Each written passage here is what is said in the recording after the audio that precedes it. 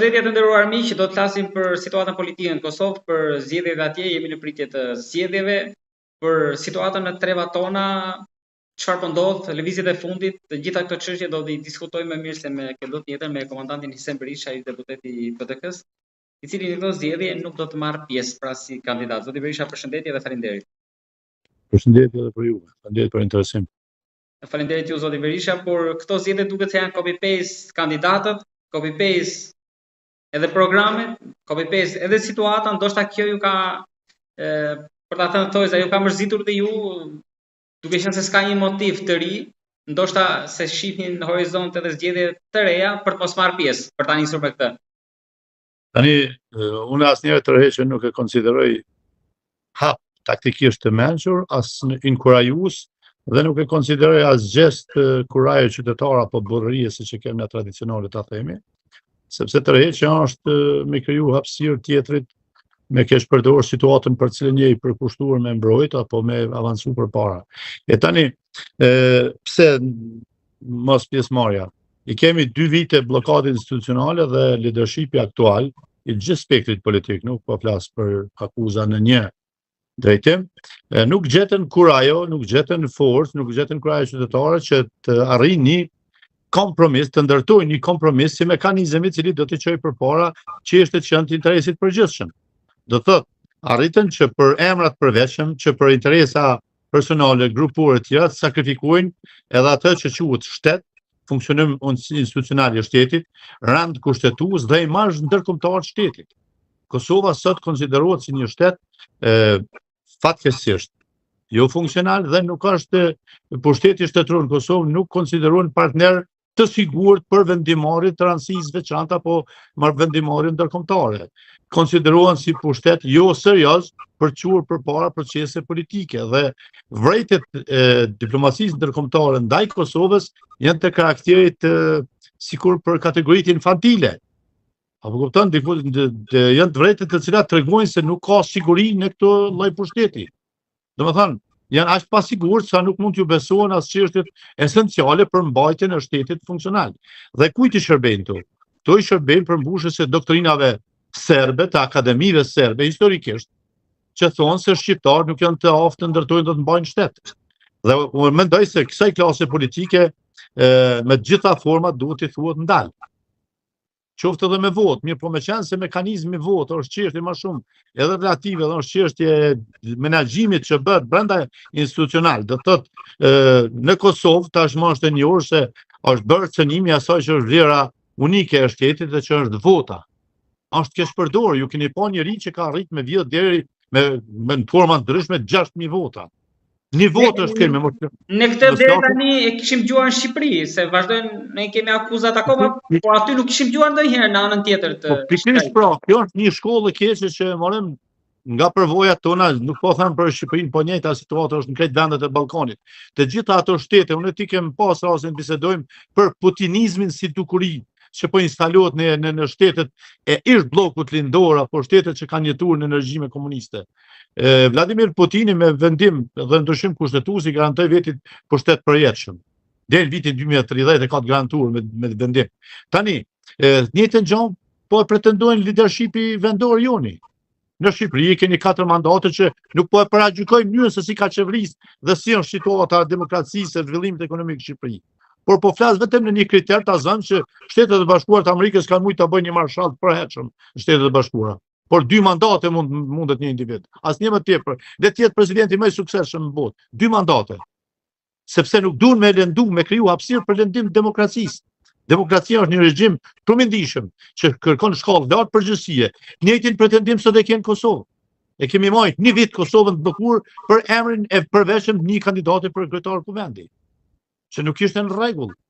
Pastaj shifnë Serbinë, pra këtë vendet e Ballkanit e kanë njëjtin sindrom të putinizmit. Prandaj në Kosovë, në këtë periudhë përballën me një jogatishmëri të leadershipit politik për kompromis. Mund të kesh votat, por arroganca e votave nuk ndihmon në zhvillimin e demokracisë, sepse është ai momenti kritik kur duhen 2/3. Dhe këto nuk ndërtohen me imponim politik, duhet kompromis, duhet konsensus në emër të vlerat përbashkëta që ndërlidhen gjithmonë me shtetin dhe interesin kombëtar. Kjo gjuhë e mirëkuptimit për afrimit nuk u gjet në Kosovë dhe Duke i thirrë ndërgjegjës, nuk e kam pa të arsyeshme të jem pjesë e një klani të tillë politik. Pa doreza, po them edhe brenda subjektit politik ku takoj.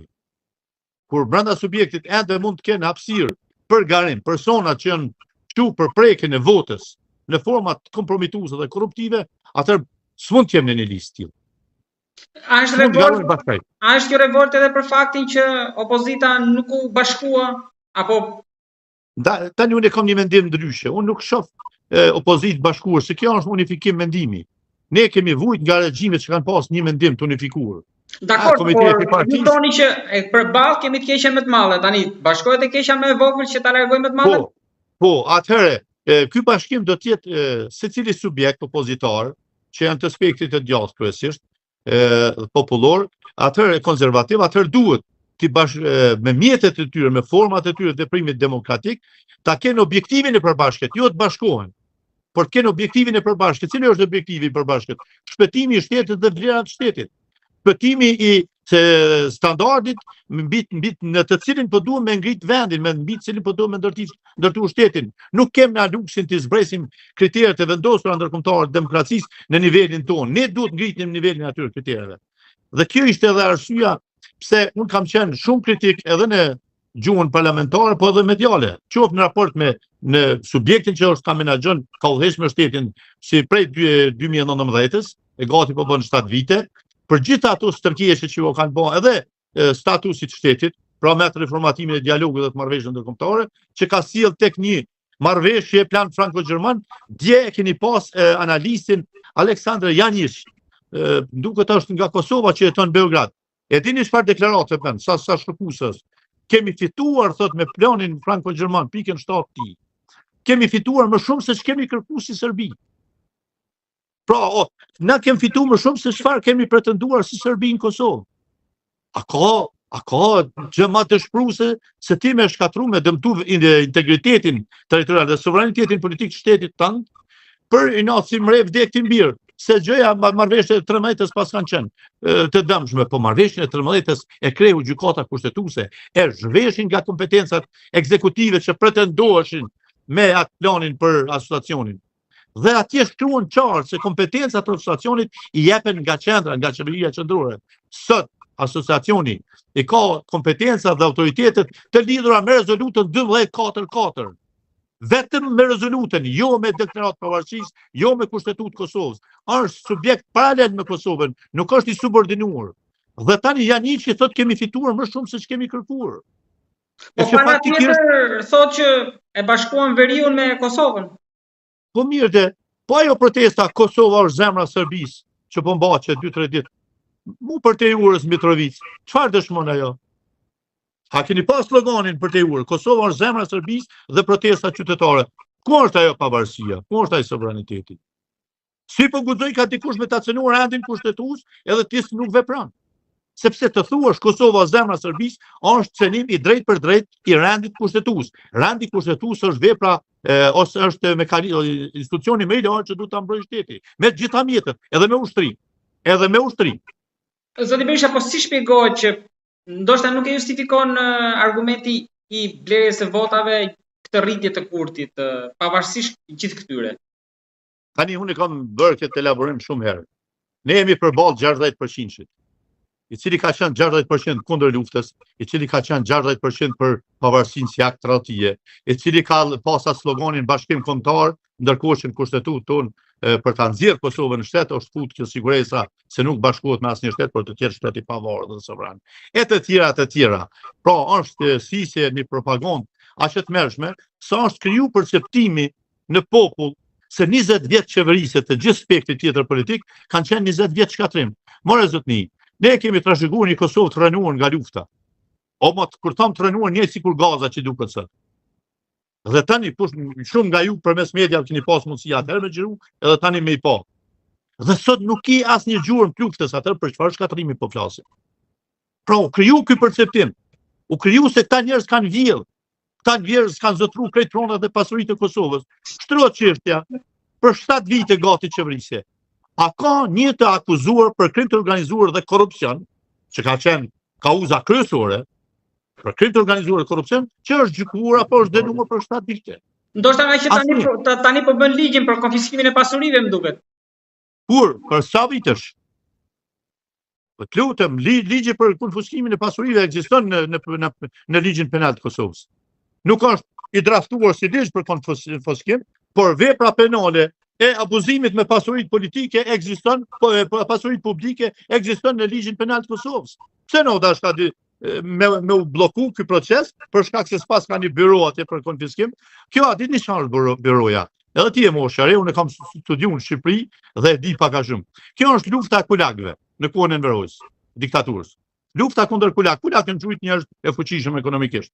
Pra që nuk janë pajtuar me regjimin komunist, por kanë dashur një demokraci dhe kapitalizëm. Kjo byroja që ka ndërtuar Albin Kurti është origjinal.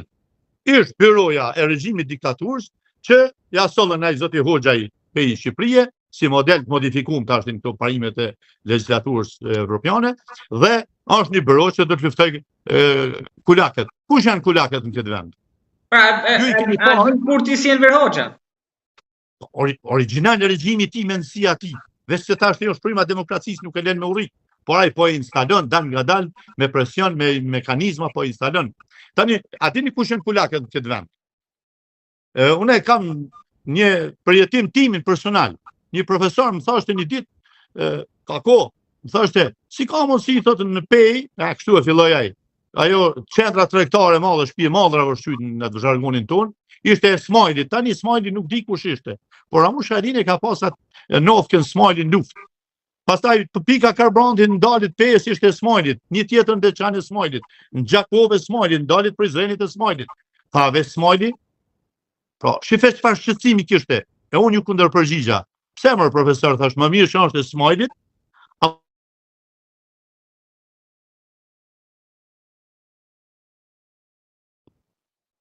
po mund të ktheheni edhe një herë sepse tani po i përgjigjem në atij profesorit tim. Thash pse mërë profesor? A më mirë që është e Smajlit krejt, tash në lirin Kosovë të lirë, apo me qenë e Jovanit, e Draganit, e Millanit, e Zëranit, aty në serbëve që kanë zotru pronat publike të Kosovës dhe mbylli gojnë. Pra tani këta kanë kriju një armik imagjinar e që janë ish shtririmtarët, luftëtarët, dhe në raport me këta për mbrojnë pronën e Kosovës, sepse këta kanë zotru, e tash nuk e di se kush presin me zotru. E dyta, ju keni pa deklaratën asaj zoni Spaculli, që është deklarat në unison me qëndrimet politike dhe filozofin politike të televizijës vetëvendosje. E shpëtuam Kosovën nga shitja që deshën t'ja bëjnë Hashim Thaçi, Kadri Veseli, Ramush Haradinaj dhe komandantët e tjerë. Pa ka logjik thuhet se një zonja Paculli që ka lindje, e një Albin Kurti që shëtiste në përqendër të Prishtinës ku ne luftonim në për zonë Drenisë të Llapit të Ndugaqin, derisa dhe më në fund kur u mbyll zyrja gjoja e UÇK-s midis Prishtinë, ai u prishi matematikat, po nuk i prishi Albini, i prishi Bacadem, Adem Demaçi, se në takimin e Slovenisë, se ka shumë gjëra që dalin kështu shkarës, po që janë të elaboruara. Në takimin e Ljubljanës, kam thirrje vazhdim. Në takimin e Ljubljanës, mes Hashim Thaçit, Kadri Veselit dhe të tjerëve, me Adem Demaçin, ja bën të ditur, o Bacadem, nuk mundet me pa zyrët UÇK-s midis Prishtinën në periudhë të luftës. Ne jemi UÇK edhe po hyjmë me armë, me uniforma në Kosovë, me luftë. E ti po funksionon si zyrë UÇK-s midis Prishtinë, ka emrin e vet kjo tim dhe Bacadem u kthjell, se Bacadem ka qenë trim. Kanë abuzuar me të, veton Sorroj me Albinin, do ta hapin një zyrë UÇK-s, ti do të më shën aty dhe Bacadem ka thonë ku doni. Në Beograd mi pason ai kish bën Beograd i shku. Sa ai ka qenë trim, çka kanë pas me bon Serbia, përveç se këto jetën e kanë marrë në burg, për një kauzë, bashkim kombëtar dhe pikë. Dhe tani, kur e kuptoj se ishte në lajthitje, Bacadem e mbylli zyrën dhe me automatizëm e arrestuan Albin Kurtin. Pra deri atë ka shëti në për diskoteka, në për rruga, askush se ka ngacmu, ne kemi qenë luftë. Dhe tani na vjen Albin Kurti me zoën Paculli, stafin e tyre, thonë e shpëtuam Kosovën nga shitja që po ja bënin Hashim Thaçi, Kadri Veseli, Ramush Haradinaj dhe komandantët e tjerë. A ka absurditet më të madh ti thuhet Ramush Haradinajit se po e shet Kosovën në një kohë që veç skena kur është vrarë vllau vallaton fillimet e hershme të luftës, e ban në shtëpi, e qet në has, e ju thot varrosne, e kthehet e lufton, deri në lirit Kosovës, e më thon sot po e shet Kosovën, nuk ka sens. Nuk ka sens. Mirë po, këta instalun këtë perceptim në popull, këtë 60%. Dhe vërtet mendoj se Shtralltarë që përdojnë me shqitë Kosovën janë ata që dje e dhanë jetën me shliru këtë Kosovë, që i kanë vëllezërit e i kanë bitet edhe gjakun e tyre në themelet e këtij shteti. Pra kjo është nonsens. Pse u arrit me u instalu dhe si po arrin me marr votat, janë ai 60% që e kam thënë, e kanë nostalgji për Jugosllavinë, merë me mend të thojnë, në kuadrat të vendosjes që ndëgjon kuadrat e saj që thonë se nëna dhe gjyshja të dy Jugosllave i kanë thënë se për ju regjimi Titos ka qenë i mirë. Ose veton Surroj që thëtë, ushtria shqiptare e Kosovës nuk ka qenë ushtri. Dhe ushtria shqiptare e Kosovës nuk ka luftu për liri. E dini çfarë thonë se kanë luftu? Me qenë se kanë luftu për pushtet. Po me qenë pushtet kanë qenë serb, i kanë largu ata dhe kanë ardhur vetë. Pra, çifte logjike kanë instalu në brezin e ri që nuk e din çka është lufta. Nuk ka në librat e historisë, është një pjesë që më shumë ka viktima në Kosovë se shkronja që shkruajnë për historinë e luftës tonë të 98-99. Prandaj ky brez që po rritet është pa ndjesinë e patriotizmit atë dashurisë dhe vlerave të luftës dhe nuk e din se mbi cilin gjak në themelet e këtij shteti çfarë qëndron. Ta mendojnë se këtu ka qenë Kosova gjithmonë. Dhe tani pas ka ardhur ky brez i motivuar me luftu do që gjëja pas kanë shëruar këtë vend e që po duhen me hangër vetë tash. Pra këtë logjikë kanë instalu, është vështirë me heq. Luftetarët, shifë unë e tham, luftetarët e kuptojnë luftën, por paqja i trullon pak sepse lufta politike është shumë më rëndë se sa lufta frontale. Ajo ka anën erë që janë viktimat, por lufta politike ka pandershmëri. Dhe me të pandershmit po hyren lojët mund me përvojë. Dhe kjo po ju ndodh luftarëve. Prandaj duhet një impenjim kombëtar me shpëtu Kosovën nga ky spektër politik që sot po rënon në aspektin kushtetues nga brenda. Dhe ju po shihni se kjo nuk është vetëm dukuri brenda Kosovës. Kjo ka filluar t'jap efektin e vet. Kjo strukturë politike që ushtrinë Madzi, ushtrinë në Maqedoni, ka filluar ta jap ushtrinë e Kosovës lindore, ka filluar ta jap efektin edhe atje. Dhe ju shihni degradimin që ndodh në Maqedoni. Sot me protestu ti për me dhon provimin çfarë ishte masteri në gjuhën shqipe, doktoraturën, po kjo nonsens. Prekja në marrëveshjen e Ohrit do të thotë kthim në luftë. Nuk ka hapësirë për debat këtu. Themeli i shtetit Maqedonisë. Ju këtë fund shikoni? Po pra. Marrëveshja e Ohrit erdhi si rezultat i vendosjes paqes, ndërprerjes së luftës mes ushtrisë shqiptare kombëtare dhe forca maqedone. Nëse ti prek në vlerat e marrëveshjes së Ohrit, me automatizëm ke shpall luftë, e ke kthy gjendën në situatë lufte. Pra nëse ti shqiptar nuk i konsideron element shtetformues të Maqedonisë, me automatizëm ti ka i shpall luftë shqiptarëve. Dhe një duhet ta di shteti Maqedon. Bullgaria nuk e njeh kombin Maqedon, e njeh shtetin Maqedon. As Shqipëria s'do të më njoh shtetin Maqedon pa u pa shqiptarët elementi shtetformues, pa u pa shqiptarët garantues funksionimit të atij shteti. Përndryshe, zgjidhja mbetet o kthimi në luftë, që nuk e preferojnë as fryma ndërkombëtare është, ose federalizimi i saj. Dhe ndarja mes Shqipërisë dhe Bullgarisë. Tjerat komunitete janë pakica aty. Prandaj në Maqedoni nuk ka hapësirë me dalë me protestuar sheshe për gjuhë shqipe me dhënë provimin. Kjo është absurditet, kjo është zbritje nivelit kërkesave. Ne jemi faktori shtetformues. Prekja drejtave shqiptarëve, prekja e esencës së themeleve të shtetit. Dhe ky shtet nuk ekziston pa shqiptarët. Njëjta situatë është në Malzi. Dhe kush e shkaktoi këtë situatë në Maqedoni? Vlenin. Vendosja me këta ata elementë që i kompromitojnë atje brenda. Këto në Malzi. Gjukanoviçi ju thosh për serbëve, ju thosh për serbëve. Një panoramë shumë mirë së fundi se janë bashkuar. Po do merrem me këtë pjesën e fundit, por do të shohim si erdhën deri këtu. Gjukanoviçi si president atëherë, ju tha ju nuk mund ta bëni luftën e kishave siç i keni bërë në Kosovë dhe në Malzi. Kishat i takojnë Malitzi, janë kisha ortodokse, janë kisha katolike e tjera, edhe xhamit, por ju s'bëni lojën e kishave dot në Malzi siç keni bërë në Kosovë. Vjen Dritana Bazoviçi, se nuk e ka vish në fund kallzon se nuk e ka identitetin stabil shqiptar, dhe bën marrëveshjen me Serbinë dhe i kanë kishat e Malitzi në pronësi të Serbisë. Njëjtë siç i kem situatën tash me kishat trashëgimin ortodokse shqiptarë të Kosovës që kthyn pronë serbe dhe sot manipulon në Kosovën. Apo siç po thot Janishi kemi fituar më shumë se ç'kemi prit. Njëjtë situatë kemi në Malzi. Tani atje u gjet një leadership shife, edhe me gjeni thot gjindet një njerëz i madh si Mallni dhe ndërgjegjet tona që ndezin dashni për një ideal, nëse vazhdon poema, dhe më ia dhon thot një shtatore. U gjet një lider atje. Ferhat Dinosha është ndër liderët e parë që kanë themeluar subjektin e parë pluralist në kohën e regjimit jugosllav, kur u formua dhe Lira Demokratike vitit 88-89. Dhe tani gjeti Kurajën atë moshë thellë, thyr, Dhe një lider tri, si në shtash Nik Gjeloshe në Tuz, dhe i thirrën shqiptarët, i bashkuan shqiptarët, të bashkojnë forcat për të përfaqësuar parlamentin në Mali Zi, sepse të ndarë në shumë parti nuk krijonin votë mjaftueshme për të përfaqësuar në parlamentin e Mali Zi. Të bashkuar mund të kenë 3, 4, 5 përfaqësues dhe të jenë faktorë që balancojnë formimin e qeverisë. Kështu që kjo është një hap shumë pozitiv. Unifikimi shqiptar, unë mendoj se kjo është një prelud që duhet të jetë sinjal për gjithë shqiptarët për një unifikim. Edhe shife, pa një zgjim tillë shqiptarëve, mendoj se duhet më shndru një projekt që nxit edhe kombëtar, që nxit edhe vetëdijsimin, edhe për zhvillim, edhe për dignitet kombëtar, edhe që kudo që ata jetojnë, pra të thirren në vlera vetëm një popull që kupton se çfarë vlera ka, çfarë kapacitete ka, çfarë fuqish ka, mund ta ndërtojë identitetin e vet dhe të jetë faktor në trevat e veta. Shqiptarët janë të ndarë në 5 shtete ende.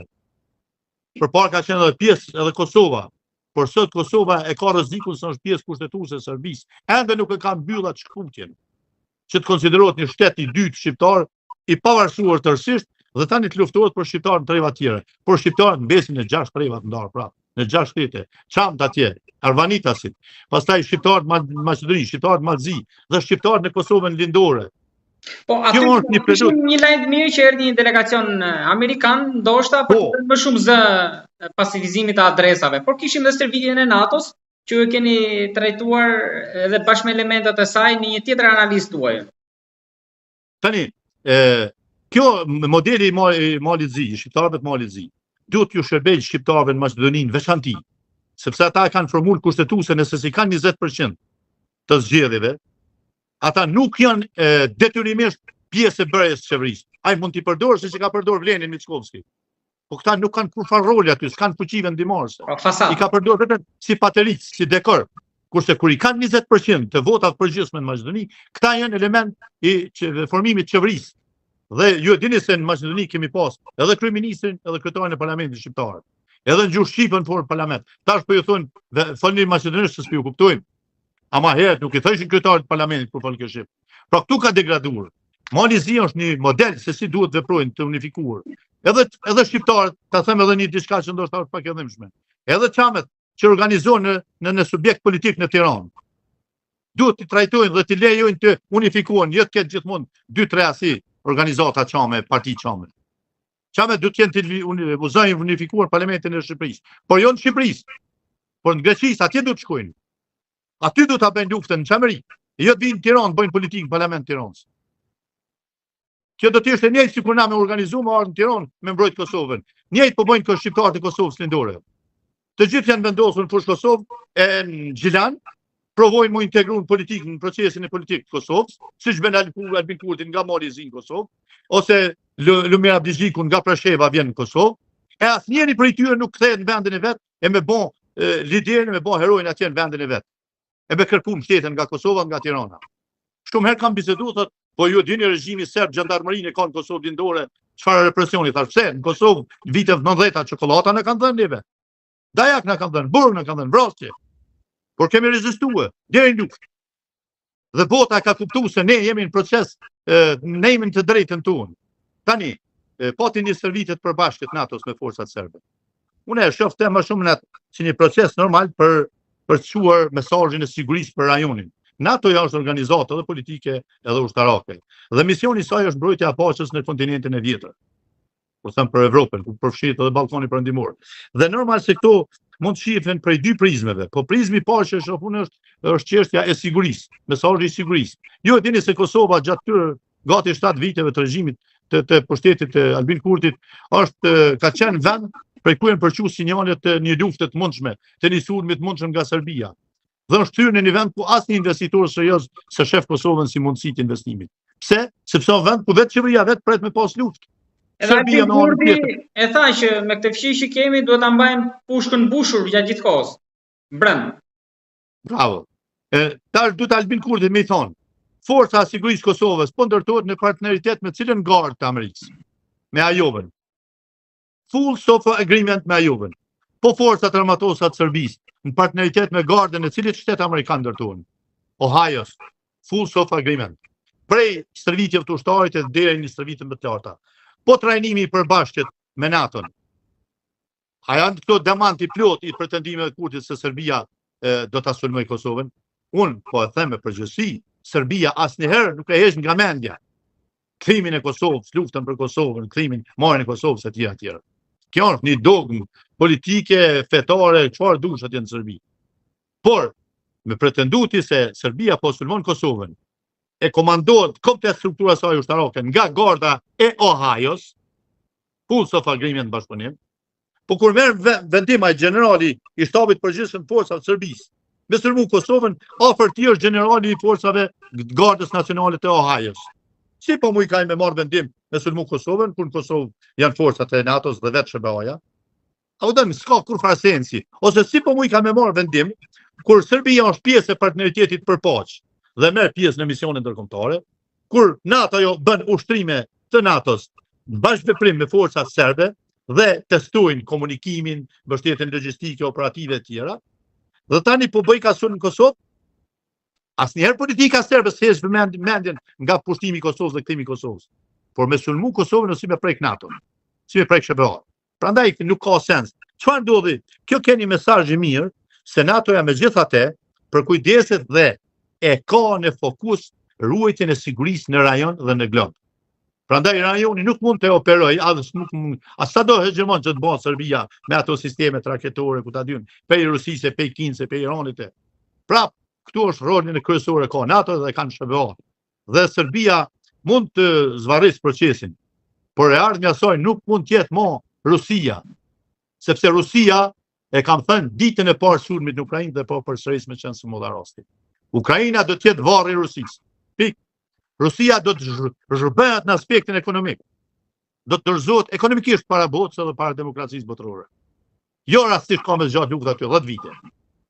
Se nesër me dashur të përfundoj luftën me një marrëveshje. Krejt ekonomia ruse sot është ekonomi e fokusuar në prodhim për ushtri. Ushtria është konsumues. Ushtria nuk prodhon kur gjë. Zhvillim ekonomik. Vetëm e konsumon ekonomi. Dhe sot tërë industria ruse, ekonomia ruse është e fokusuar në industritë mbrojtjes. Që do të thotë ai shtet një ditë ka me falimentu. Dhe Rusia kur të falimenton proksit e saj, apo Irani, Ballkani, siç është Serbia, veç janë të vdekur. Prandaj unë e shoh në këtë prizëm edhe lëvizjen ushtarake të NATO-s në brenda Serbisë me forcat serbe, ani se fokusi ishte Kosova lindore, por nuk është prapë kjo rasti, sepse aty në bazat kryesore serbe dhe NATO i ka inspektu pikërisht të baza që kanë janë edhe ruse, edhe i ka inspektu dhe i ka testu se cili është qëllimi i tyre, mi tregu edhe Rusisë edhe Serbisë se ti këto baza mundesh me marrë 48 pika ushtarake janë për rreth Kosovës. Por këto janë kontrollin tonë dhe Kosova është e pacënueshme. Dhe shto kësaj pastaj vizitën e zyrtarëve të lartë Kongresit Amerikan. Kjo më ka përkujtuar mu në vitet 90-ta, fillim vitet të 90-ta, kur Kosova s'kishte asnjë shpresë, kur regjimi i Miloševićit kishte arrit kulmin e dhunës dhe terrorit. Dhe ishte ajo vizita e famshme e kongresmenëve amerikanë dhe senatorëve Bob Dole dhe ekip Elliot Engel e tjerë, të cilët pastaj e ndezën atë shkëndin dhe e dhanë shpresën për jetë dhe mbjetesë të popullit shqiptar dhe politike po dhe kombëtare. Dhe krijuan kushtet pastaj bashkë me NATO-n që ne ta sillim edhe lirinë. Unë mendoj se shqiptarët e Kosovës lindore, që në zhargonin e gjuhës slave quhet Lugina Preshevës, ose Preshevska Dolina, që unë mendoj nuk duhet ta ushqejmë këtë lloj emërtimi se nuk është veç Presheva. Kosova lindore është e qarkut të Kumanovës, lidhet nga Kumanova deri atje ku është në zhargonin folklorik e kem gojën e shpume, modhën e kuqe, ku ta diun, po ajo pjesë lidhet deri te Nishi. Prandaj Kosova lindore ka momentin historik të kthehen vendlindjet e tyre. Ta lënë anash këtë ligjin për mohimin e shtetësisë, edhe ne në Kosovë kemi ligjin për anulimin e adresës. Është ajo periudha kohore kur ti nuk përkujdesesh për pronën, kur ti s'je prezant në shtet asnjëherë dhe shteti normal ta fshin adresën se s'ke kur fra benefiti. Në Serbi kjo bëhet edhe në mënyrë politike, me një kujdes të shtuar intensiv, që një ditë me të i kaluar nga koha e parashikuar e mos prezencës në vendlindje, ata më njëherë fshin adresa, që nuk është në rregull, që është pretendim politik për të eliminuar shqiptarët nga Kosova lindore. Por shqiptarët e Kosovës lindore duhet stimulohen nga qendrat politike. Tirana në veçanti se e ka në kushtetut, pikën 9-8, e ka detyrim qeveria e Tiranës. Ti stimuloj që ata të kthehen vendlinjen e tyre, të luftoj për ta bërë luftën dhe të kriju identitetin e tyre aty ku janë. Jo të pretendohet me armë Kosovë, siç beri ish presidentja Osmani na lëshoi një letër atje që t'ju jepet shtetësia me procedurë të shkutuar. Kjo është tradhti. Kjo është tradhtia që i bërë regjimi ndërhorës dhe Partia Komuniste Çamve. Nga viti 49, 45, kur i ndoqën zerva, deri në vitin 51 ka mojt Mbretëria Bashkuar Çamet në pjesën e jugut atje në Vlorë, te Pelem, Mallakostra, ato vende. Në vitin 51, Partia Komuniste e Greqisë ndërhyn tek Partia Komuniste e Shqipërisë dhe ju kërkon që t'ja japin shtetësinë Çamve. Dhe Çamet e lanë shtetësinë greke dhe u bën shqiptar. Morën shtetësi shqiptare. Dhe në vitin 1991 keni gjallë Sali Berishën. Pyet në çfarë tha Mitsotakis kur e ngriti qeshtën Çame. Ta sjelli Çamet, po ta bëj Çamërinë. S'ka Çam në Çamëri. Njëjtën politik deshti presidentja jonë, që nuk është e rastit, se kjo nuk është e paftë. Po kjo është strategji, kjo është shërbim dikujt tjetër. Armiqve të këtij vendit. Na solli një letër në Komisionin për Siguri dhe Mbrojtje në Parlament dhe tha të futet në ligjin për shtetësinë, dhënia me procedurë të shkurtuar statusit shtetësisë shqiptarëve të Kosovës Lindore. Kjo është tradhti. Ti mund t'japësh leje qëndrimi sa të kenë dëshirë, mu shkollu, me punu, me po biznes, por jo me jetu këtu. Ata duhet ta bëjnë luftën për identitetin e vet atje ku janë. Nuk ka shkëmbim territor. Me dhon toka shqiptare me marr toka shqiptare. Shqiptarët aty ku janë duhet ta ndërtojnë identitetin e vet. Edhe Kosova Lindore aty duhet ta ndërtojnë identitetin e vet. Ne do të luftojmë për kthimin e ndjenjes kombëtare në Sanxhak, në Nishit, në Rashë, për Kuple. Toka ime për ardha ime është prej Rashke. Unë asnjëherë tokë, as se kom shit, as s'ma ka kthy kush, as se kom marr kurrë. Na do të luftojmë për kthimin e identitetit atje ku jam. E jo marr me kërku me u bë shtet as Kosovës. Kosova i ka pasur herojt e vet. Nuk mundet kërkush me u bë Ibrahim Rgovi dytë, nuk ka qenë një. E ka bë historia, nuk mundet me pas kush mo Hashim Thaç, ka qenë një. Ramush Haradini shumë komandant atje. Tani nëse duhet me qenë tillë heroj, edhe Lumir Abdigjiku, edhe Albin Kurti, edhe të tjerë që ka shumë këtu në për Kosovë, këtë janë të instalu këtu, ja ku është Kosova Lindore, ja ku është Mali Zi, ja ku është Maqedonia, ose tek ju atje i Bashkimi i Drizit, ja ku është Çamëria. Atje shkopën e politikën edhe heroj. Çe kemi nevojë sot e këto dy qendra të rrinë mbështetje. Komandante dhe diçka të fundit kam, çfarë parashikoni dot një ditë pas zgjedhjeve? Se ju përmendete Vjosa Osmanin, si mendoni që do jetë rezultati i saj në këto zgjedhje? Përmendete Hashim Thaçin, edhe akuzat imagjinare, por ka nga ata që përveç akuzave imagjinare, ka dhe një palë tjetër që shpreson të kthimi i tij. Tani kështu. Çështja e Hashim Thaçit dhe atyre që po marrin hod, Milovan Drecun ka qenë zëdhënës i forcave serbe në luftën tonë në Koshare, kundër nesh, i korpusit Prishtinës. Dhe para 2 ditësh nëse s'gaboj, kishte bërë një deklaratë. Dënimi i grupit që janë sot në Hag, është dënim i UÇK-s. Dënimi i UÇK-s e kthen pavarësinë e Kosovës gjykatën ndërkombëtare të drejtësisë. E kishte thënë vetë Milovan Drecun. Po tash i shqiptarëve jo kemi thënë na 1 milion herë. Kur i kemi thënë mos se nuk përgjykohet Hashim Thaçi ka Kadri Veseli, se fundja nëse kanë bërë vepra personale, ja ku i kemi gjykatat tona, kemi burg sigurisë lart, tërë jetën le të dënojnë. Ktu është lufta kundër një që quhet ndërmarrje përbashkët kriminale, ajo është ushtria shënimtare e Kosovës. Dhe kjo ndërmarrje përbashkët kriminale bashkë me NATO-n e kanë sjellë lirinë e Kosovës. Ajo liri ka sjellë pavarësinë e Kosovës. Në vitin 2010 Jeremiç, ka të si ministri jashtëm, e ka dërguar çështjen e pavarësisë Kosovës gjykatën ndërkombëtare. Gjykata ndërkombëtare dha version mbështetës, opinion. Nuk e cënon të drejtën ndërkombëtare. Pavarësia jonë. Por në qoftë se dënohen për ndërmarrjet përbashkët kriminale, për trafikim organësh të organizatë terroriste, atëherë pavarësia është produkti i një organizate terroriste. Dhe drejta ndërkombëtare nuk mund ta mbështetë, sepse dhe ndërhyrja e NATO-s konsiderohet jo legale në të drejtën ndërkombëtare. Sepse është bën në kapitullin 5 Kartës Kombëve Bashkuar, ku SBA kanë të drejtë të ndërhyjnë në ato raste kur ai që është shtyp dhe populli që shtypet nuk kanë përkatësi të njëjtë etnike. Dhe kështu ka ndërhyrje na SBA-ja, pastaj vendet e NATO-s janë përgjigjur. Përndryshe Këshilli i Sigurimit nuk e ka miratuar ndërhyrjen e NATO-s. Ndërhyrja ka qenë në të drejtën ndërkombëtare, paktën në Akademinë të Mbrojtjes në Angli, edhe Gjeranin profesor, është ndërhyrje jo e drejtë, pra jo legale. Kështu që po u dënuar grupi që po gjykohet në Hag, si ndërmarrje përbashkët kriminale dhe për terrorizëm, dënohet e tha, Drecuni dënohet pavarësia e Kosovës. Dhe ai do të shkojë prapë në gjykatën ndërkombëtare. E atëherë do ta shohim kthimin e Kosovës prapë thetrat e Serbisë, ku ende ekziston e panjohur dhe në kushtetutën e saj. Dhe Albin Kurti në marrëveshjen e Ohrit ja ka mundësuar nga 3 kushte që i vën artikulli 35 i Bashkimit Evropian për integrim të Serbisë, 2 ja ka hequr për 10 vjet detyrimin që t'i bëj, njojën dhe ndryshimin e kushtetutës. Pra, deri në vitin 33, Serbia nuk ka detyrim as me njoftë Kosovën, as me ndryshu kushtetutën. E ka detyrim me bën normalizimin e raporteve që janë përmbushja e marrëveshjeve teknike, të cilat Albini në Kosovë pothuajse e ka kryer. Me ato zyrat paralele, me urat, me krejt. Dhe faktikisht Serbia tani ju ka hap kapitulli 6 për integrim dhe mund të thotë se janë Kosovë, s'ka më pushtet paralel, s'ka zyra paralele, të gjithë janë serbët janë integru, janë në institucione lokale, në institucione qendrore, në raport me Kosovën jam okej. Dhe i hap kryeministri i Shqipërisë po kërkon integrim në pako të vendeve të Ballkanit, dhe çka nëse vendoset në vitin 28-29 me hy vendet e Ballkanit perëndimor bashkërisht në paketë në Bashkimin Evropian. Pa e njoftë Kosova, Serbia, pavarësinë e Kosovës, dhe pa heqë nga kushtetuta, se ja kemi dhënë këtë mundësi me marrëveshje të Ohrit për 10 vjet. Domethënë deri në 33. Po i bjen se Kosova do të integrohet si pjesë kushtetuese e Serbisë dhe s'do ta ketë votën e vet në Parlamentin Evropian? Është kjo logjika e gjërave në aspektin formal juridik. Pra këtu jemi me këtë situatë. Kështu që të gjithë ata që i gëzohen dënimit tyre, që luftojnë dhe kontribuojnë për dënimin e tyre, janë armiqtë e pavarësisë Kosovës. Pik. Edhe ajo Shfarca, ajo gërvalla që doli do bajtu me një deklarat dikuj tjetër atje, edhe ai tjetër që thoshte e barazon të dënimin për eshëm me një kriminal atje një vrasës bashkëshortës, e të tjerët edhe komplet politika e kësaj lëvizje. Vjosa. Unë kam pa, shife ka sondarë që i bëjnë zakonisht NATO-ja këtu, këfore.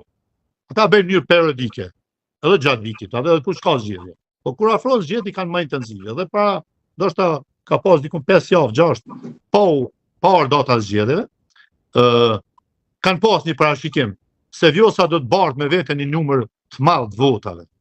Dikun 80.000 vota. Dhe se Albin Kurti do ta ketë një rëmje prej 140.000 votash.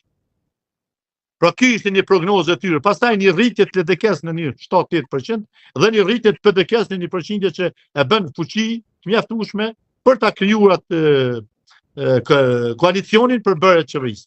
Edhe Ramush Haradinaj parashikohet një rritje 7-8% dhe grupi i minoritarëve krijoi ekipa mjaftueshme për ta bërë qeverinë si koalicion.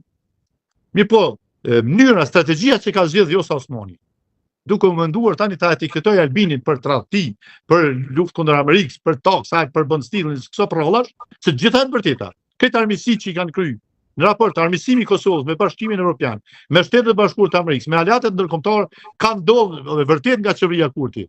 Por çdo vendim i qeverisë, pastaj filtri nëpër kuvend, dekretohet nga presidentja.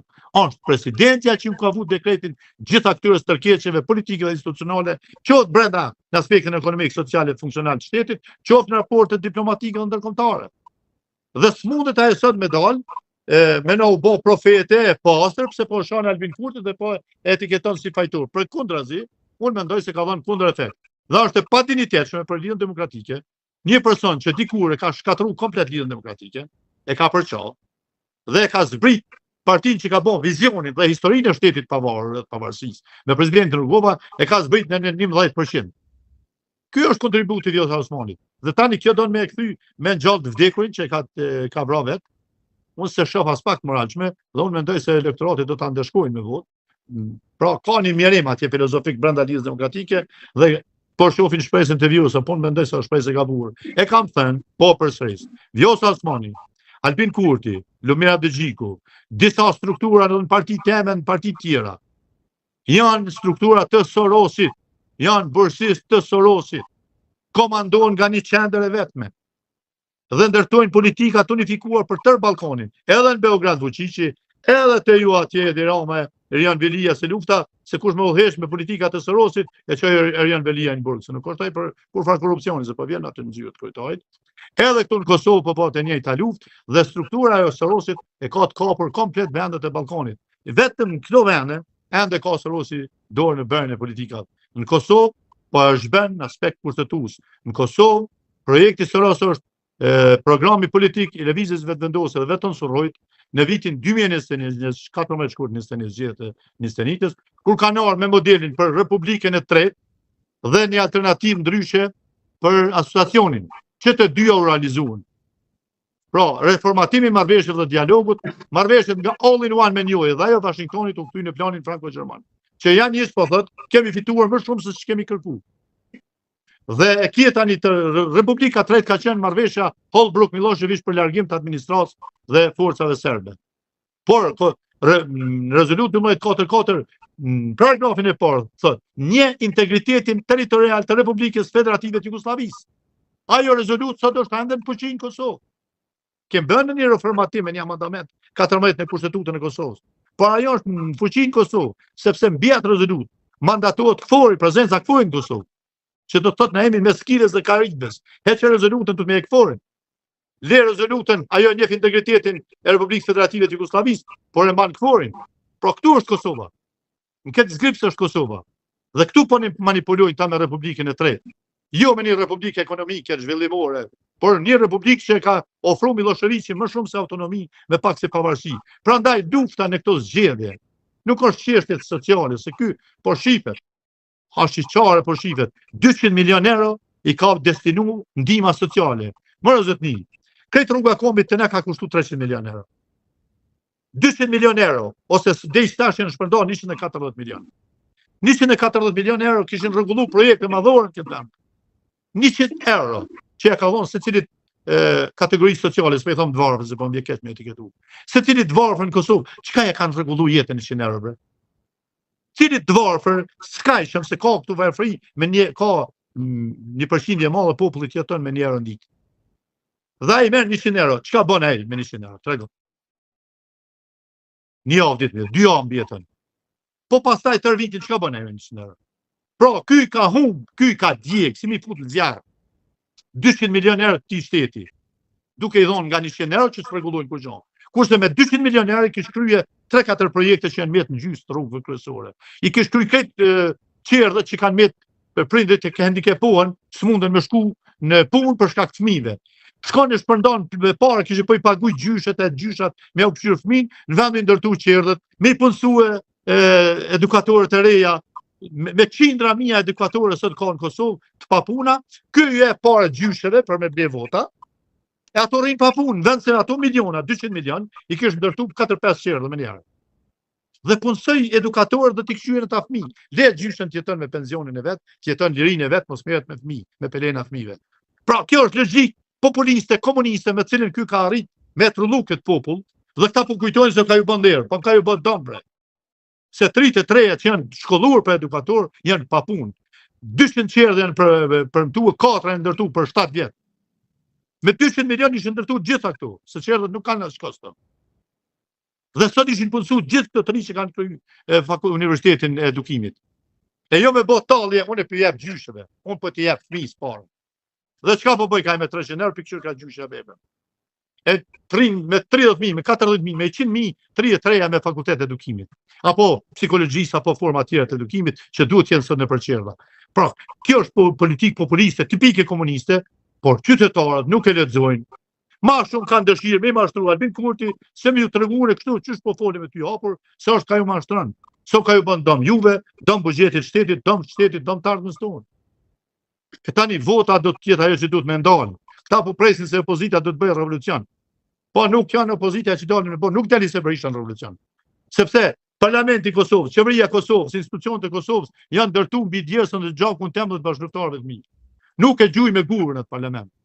Nuk e kalli me molotovën në policin, so vllavi jam i armës. 6.000 djemë të shekes kanë hyrë parë në polici. Veç 3.000 kemi hyrë në forcë sigurisë.